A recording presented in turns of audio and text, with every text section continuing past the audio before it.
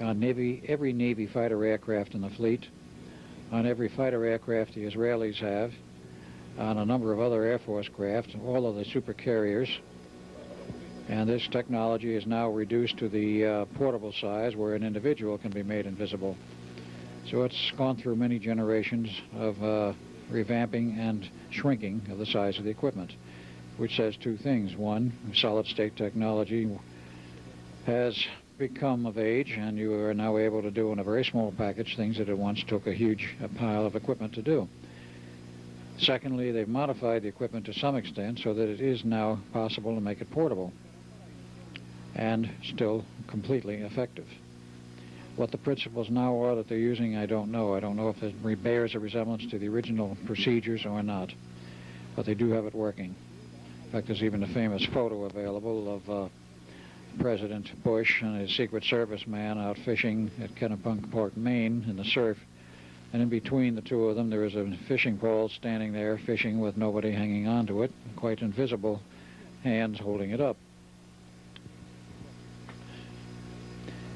This is rather a famous picture, and it is there. It has been publicized in a couple of newspapers, and merely goes to show that the government has rather good control over this sort of thing. There are other stories, not apocryphal, but real. Yeah, this is the famous picture. Right. Famous picture, and we see the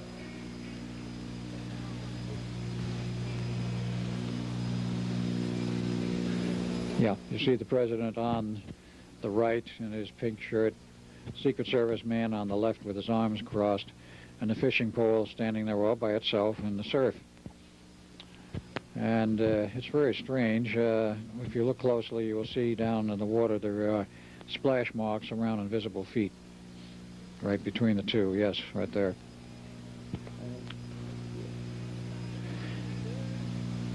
Now the angle seems a little bit off in terms of the way the poles are fishing, but we don't have the full picture of exactly what bay they were in or where this was and exactly where their lines were actually anchored.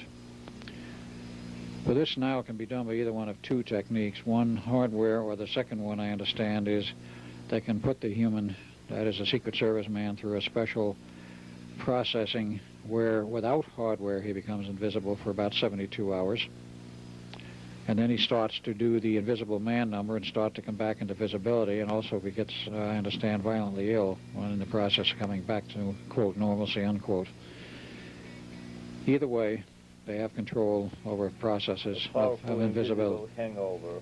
You might have a very powerful invisible hangover, and the hangover is not invisible to the person who has to withstand it. This is only one of the aspects of many things which have occurred. One very interesting thing here that comes to my attention is that if all carriers and if all planes are equipped with this invisibility, which basically is also a teleportation technique, then practically all confrontation on this planet become impossible, because you cannot fight a fleet that can hop around the world oceans at will, just flipping the numbers. Flipping the dials and showing up somewhere else, yeah, after turning on the invisibility. Strokes on the keyboard. There's more than one report of this, of a fleet going invisible in the Pacific, off radar, off optical view by private aircraft that happen to be flying in the area.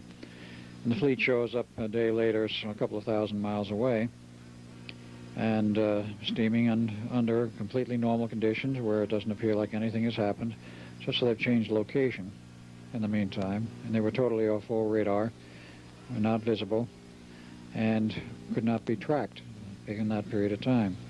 They made a quick jump of some type, and were there. How they explain this to the sailors, I don't know. How they explain to the personnel on board the ship that are not in on the equipment, because these big carriers and larger ships, everybody does not know about the equipment, only a handful of personnel, including the skipper, of course. Maybe this film, The Final Countdown, gives an idea of how this is explained. They simply said that it was a whirlwind, a cyclone with some time-changing characteristics, that moved the ship back in time to the Pearl Harbor attack. Yes, that film purported to be fictional, and they got away with it, you might say, by showing it as a freak of nature.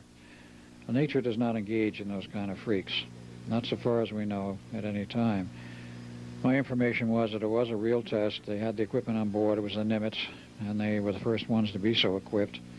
And they went back into the past on direct orders to the day before Pearl Harbor with the intent, whoever gave the orders, that the aircraft on the Nimitz would wipe out the invading Japanese fleet before there was an attack and prevent the attack and thereby change history.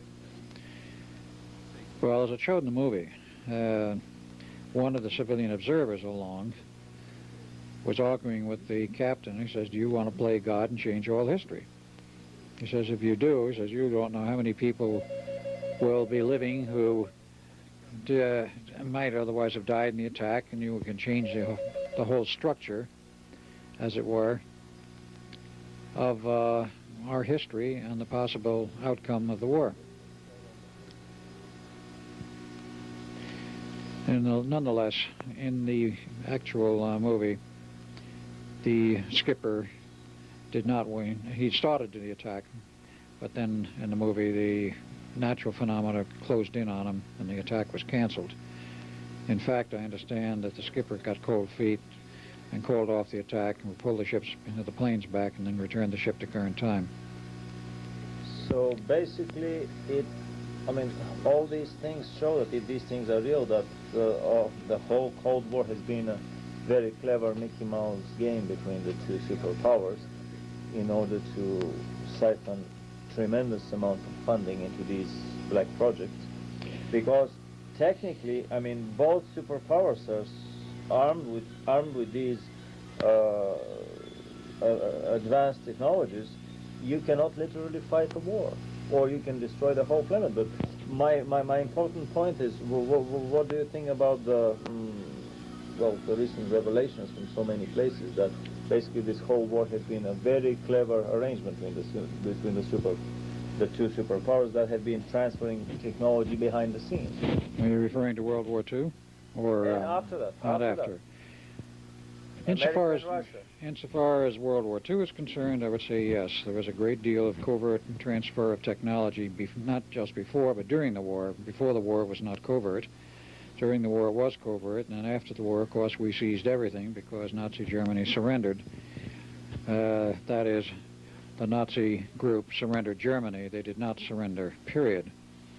The Nazis never surrendered, which is one of the best-kept secrets of history. They merely moved out of Germany and went to Antarctica and took all their best projects and hardware with them. But insofar as the covert technology transfer is concerned, there's a great deal of evidence that there was a continuing covert transfer of personnel. My father was in on some of this smuggling of people out of Germany to the U.S. prior to and during the early part of World War II.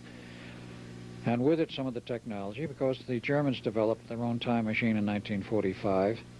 We developed the equivalent of it with the Philadelphia experiment in 43, and an actual one in 44. These two projects have been secretly coordinated from a higher level so that to compare notes and to see which one would do it better. That would be true, except for the fact the Germans had no invisibility project. There's no evidence they had one of any kind, but there is some partial evidence to the effect that there may have been an attempt by a Nazi sympathizer to steal the Eldridge in the final test and take it out to sea and turn it over to the Germans. Or maybe it may have been an attempt by the American power elite to transfer this technology to Germany, as there have been many such cases in history of transferring super technologies to Russia before the Second World War, during the Second World War, after the Second World War, in order to boost up Germany's resistance. Possibly true. The problem with that is, however, that while at some higher level there was covert cooperation, and during the war, of course, there was a great deal of cooperation between the U.S. and the USSR, and they were given, literally, some 25 pounds of purified uranium before the war was over, And The Russians. The Russians were.